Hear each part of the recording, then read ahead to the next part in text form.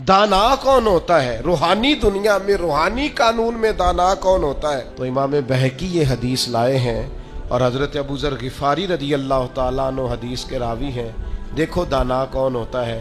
अल्लाह के प्यारे रसूल सल्लल्लाहु ताला अलैहि वसल्लम ने फरमाया, जो बंदा भी दुनिया से बेरगबती इख्तियार कर लेता है ना, अल्लाह ताला उसके दिल में हिकमत के चश्मे जारी फरमा देता है।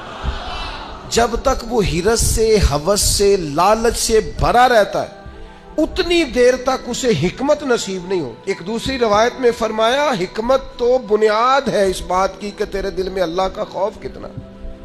अल्लाह का खौफ असल में हिकमत को जन्म देता है, पैदा करता है। तो अगर आपकी दुनिया से बेरगबती हो गई, हिरस, हवस, लालच, जाती शोहरत, जाती मुफादात, इन बीमारियों से बच गए, तो खुद ब खुद अल्लाह ताला जुबान पर हिकमत जारी फरमा दे।